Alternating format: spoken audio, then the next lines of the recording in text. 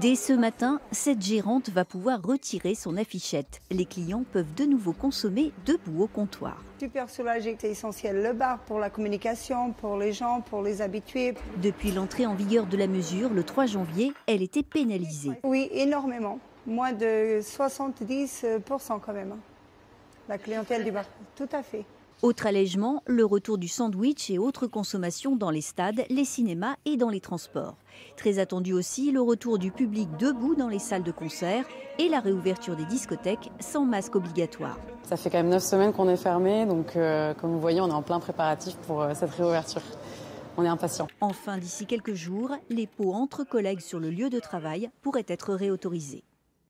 6 heures, presque 5 minutes, l'actualité judiciaire. Cette mère de famille qui a tué ses 2 jeunes enfants âgés de 9 mois et de 2 ans et demi a été arrêtée et placée en garde à vue hier à Nancy. Âgée d'environ 35 ans, elle a dans un premier temps agressé son mari qui n'a été que légèrement blessé avant de vraisemblablement étouffer les victimes.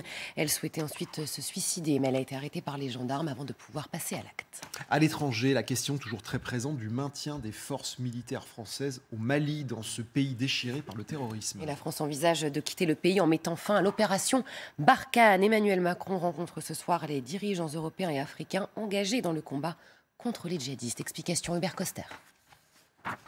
Mort à la France et ses alliés, des milliers de Maliens dans les rues en janvier.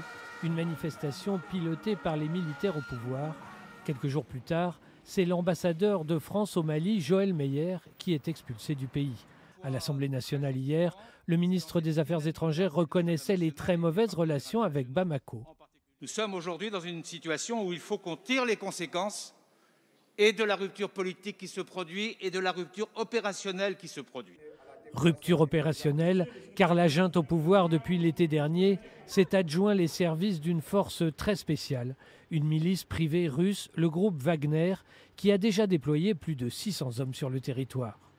C'est une forme de garde prétorienne pour la junte qui est au pouvoir, mais également il commence à déployer un certain nombre de mercenaires dans le nord du pays. Empêchée d'accomplir sa mission, la force Barkhane pourrait accélérer son retrait. Il reste un peu plus de 4000 militaires dans le pays. Depuis 2013, 53 Français ont perdu la vie au Sahel. La diplomatie peut triompher. Joe Biden veut y croire jusqu'au bout, le président américain, dans le conflit entre les Russes et l'Europe au sujet de l'Ukraine. Le président américain s'est entretenu avec Emmanuel Macron hier. Dans un premier temps, le chancelier allemand Olaf Scholz a vu Vladimir Poutine. La menace d'une invasion russe semble s'éloigner après l'annonce de Moscou de vouloir désengager ses troupes. Avec cette situation toujours évidemment très tendue à la frontière. Benjamin, une question qu'on se pose ce matin avec toi, question gastronomie, les bons goûts, les bonnes saveurs. L'expresso que l'on connaît va-t-il être classé au patrimoine mondial de l'UNESCO? C'est d'importance parce que les Italiens font un forcing de malade. Et quand ils décident quelque chose, en général, les Italiens... Qu'est-ce qui se passe alors? C'est quoi l'expresso italien? C'est vrai que c'est un peu la question. Qu'est-ce qu'on va mettre au patrimoine mondial de l'UNESCO? Non, parce qu'on a l'impression que tout le monde peut en faire. Ah bah toi tu rigoles, attends. On en voit dans tous les... Le très serré italien, là. Le ristretto. L'italien. L'expresso. Rien que sur l'image, là, t'as la réponse. C'est une partie d'image. Tasse en porcelaine, 25 ml. La première règle de l'Institut italien de l'expresso. Très sérieux. Je suis allé voir la règle sur le goût, la texture. Le goût. L'expresso doit être corsé et velouté avec une juste dose d'amertume. Et puis sur le visuel, une crème de couleur noisette tendant sur le noir, caractérisée par des reflets couleurs fauves. Ils sont précis, les Italiens. Alors, il y a la partie recette. Ok, mais l'une des raisons aussi, l'un des arguments avancés pour le mettre au patrimoine de l'UNESCO,